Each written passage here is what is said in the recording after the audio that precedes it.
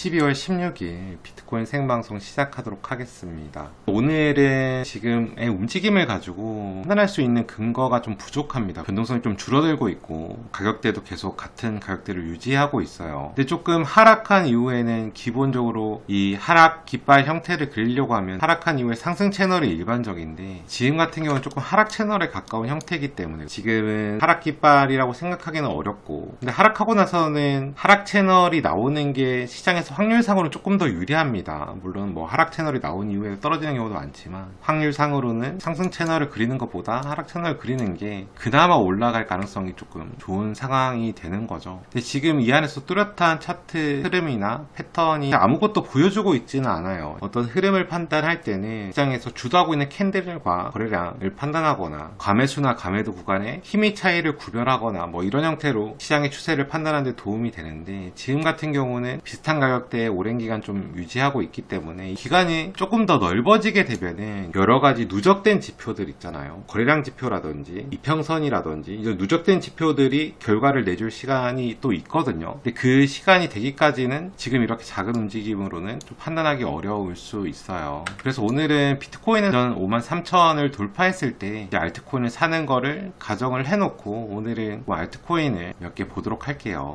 이제 플로우 같은 경우는 일단 이게 상장한 지 사실 얼마 안 됐거든요. 상장한 지 8개월 정도 된 상태인데, 이제 플로우 차트를 보면은 사실 이 상장을 하게 되면은 결국에는 이전에 뭐 상장 전에 어떤 식으로 코인의 분배가 이루어졌고 이런 것들 우리가 알 수가 없기 때문에 이 하락 사이클이 끝나고 이제 이 사이클 정도는 판단해 볼 수 있을 것 같거든요. 근데 플로우 같은 경우 살펴보면은 이때까지 신저점의 부근의 가격이 도착했어요. 근데 이 가격의 차트가 신저점까지 내려가는 거는 항상 좋은 상황은 아닙니다. 왜냐하면 저점이기 때문에 얼마든지 매수할 수 있는 구간이라고 생각할 수도 있지만, 이 매수할 수 있는 구간이라는 거는 지금부터 저점이 계속 유지됐으면 계속 이미 매수를 해왔을 구간이니까 가능성이 있을 수 있지만, 떨어져서 누군가가 매수할 수 있는 구간에 들어왔다는 거는 이 사람이 지금 매수해서 당장 끌어올릴 리가 없잖아요. 떨어지게 되면은 또 적은 가격에 오랜 시간 매집해서 올라가야 이게 매수하기 좋은 자리가 되는 거기 때문에 신저가 위주까지 떨어진 게 조금 안 좋게 보여지는 상황이 있어요. 그 다음에 가격이 이제 이렇게 신저가 부분까지 떨어졌는데도 거래량이 바닥되기 때문에 이렇게 좀 가격의 낙폭이 큰 코인들을 오히려 피하는 게 투자에서 좀 효과적이 될 수 있습니다. 이런 거는 진짜 저점 뚫리면 파는 게 좋아요. 이오스가 조금 저는 개인적으로 좀 흥미롭습니다. 이오스가 이제 저가거든요. 아까랑 똑같이 이제 신저가인데 신저가 부분을 지지하고 일단 오르긴 했는데, 이제 이오스가 좀 재미있는 부분이 다른 코인들은 다 하락 이후에 거래량이 없었거든요. 유일하게 이오스만 조금 하락 이후에 거래량이 발생했어요. 하락 이후에 더 많은 거래량이 발생했고, 실제로 이 매수의 캔들에만 거래량이 발생하고 음봉에는 거래량이 발생하지 않았거든요. 그러면서 저가에서 거래량이 발생했기 때문에 음봉에서는 또 거래량이 없었으니까 사고 파는 형태가 아니라 조금 매집일 가능성이 보이는 형태이긴 해요. 근데 문제는 이제 비트코인 차트가 안 좋기 때문에 지금 뭐 사야 되겠다 이런 생각 드는 건 아니지만, 그래도 지금 이렇게 가격이 내려간 후에 거래량이 발생하는 건 현재 코인들 중에는 흔치 않은 상황으로 보이고, 이오스 같은 경우는 또 저점이 3,600원대 정도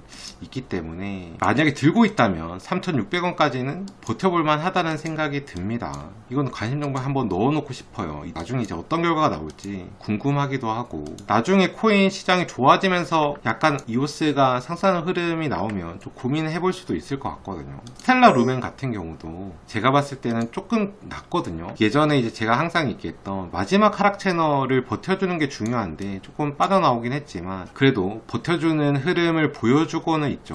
그리고 음봉에서 생각보다 거래량이 좀 발생했다는 거, 아랫꼬리. 근데 이게 지금 차트 같은 경우는 물론 이거를 무조건 좋다고 볼 필요는 없는데, 이렇게 음봉의 꼬리에서 거래량이 발생한 후에 여기서 거래량 없이 약간 휩소의 형태로 올라오는 경우도 꽤 존재하긴 하거든요. 근데 뭐 차트가 좋다고 보기는 힘들지만 상대적으로는 그나마 좀 나은 편인 것 같다, 그런 생각이 드네요. 비트토렌트 차트가 좀 흥미로운데, 일단은 떨어지고 나서 갑자기 이제 거래량이 만들어지면서 이때 뭔가 이슈가 있었던 것 같긴 하거든요. 저는 이슈를 잘 모르니까 이 안에 차트는 좀 두고 볼 필요가 있을 것 같거든요. 근데 이 지금 상승한 이후의 움직임을 보면은 일봉으로 봤을 때는 좀 가능성이 나쁘지 않아 보였어요. 왜냐하면 하락하고 나서 거래량이 급반등하면서 올랐다가 지금 떨어진 상태인데, 이걸 이제 1시간 봉으로 살펴보니까 이게 항상 사실상 양봉에 나온 거래량만큼 음봉에도 계속 거래량이 발생을 해줬거든요. 이 언덕에서 계속 음봉에 지금 거래량이 어느 정도 발생되어 있는 거를 확인할 수가 있습니다. 그래서 결국에는 이런 거래량의 흐름들이 이 부분이 제일 중요한 게 하락하고 상승을 할 때 매집에 해당되는 부분이냐 아니냐가 결국에는 이 가격대를 나중에 훨씬 뛰어넘느냐 맞느냐를 결정하게 되는데, 지금 상승하면서 양봉들의 움직임의 흐름 자체가 그렇게 좋은 편은 아니었죠. 또 하락한 것도 그런 의미에서인 것 같고, 지금은 좋은 상황은 아닌 것 같아요.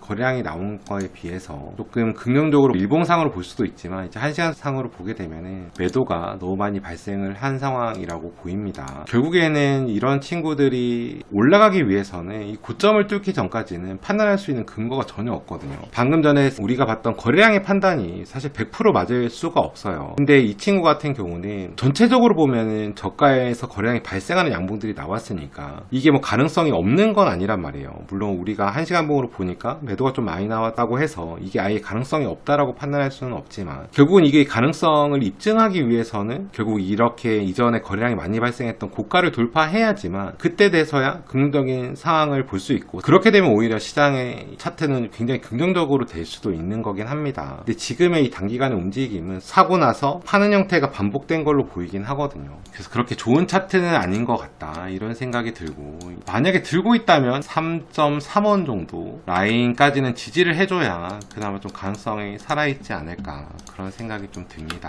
지금 테조스 같은 경우를 보게 되면은 이게 제가 이제 피해야 될 코인 중에 하나가 고점에서 이제 거래량이 발생된 코인이라고 얘기를 한번 했거든요. 고점에서 지금 여기서 거래량이 꾸준히 발생할 때가 결국에는 지금 판단해 보면은 이 가격대가 고점이었어요. 차트상 비교했을 때 뭐 가격이 그렇게 많이 빠지지는 않았지만 좋은 차트라고 좀 보기 어려운 상태이긴 합니다. 거기다가 최근에도 음봉에서 이제 거래량을 많이 받는 현상을 발생시켰고, 이 차트 같은 경우는 저점 무너지면 굉장히 위험할 것 같아요. 거래량이 많이 발생했던 거는 결국은 이런 거래량들이 시장에서 좋은 역할을 하기 위해서는 저 가격을 훨씬 뛰어넘어야 되거든요. 저만큼의 거래량이나 가격을 뛰어넘을 여력이 지금 또 보이지 않고 있기 때문에 테조스는 다른 차트랑 보면 상대적으로 조금 안 좋은 차트라고 보여요. 풀카닥 같은 경우는 이건 조금 한번 체크를 해봐야 되는 게, 물론 이제 가격이 하락하고 있으니까 전반적인 상황이 좋다고 얘기하기는 힘들죠. 근데 지금 전반적인 가격의 흐름을 봤을 때 이게 바이낸스도 이렇다고 하면은 가능한 거예요. 아마 풀카닥이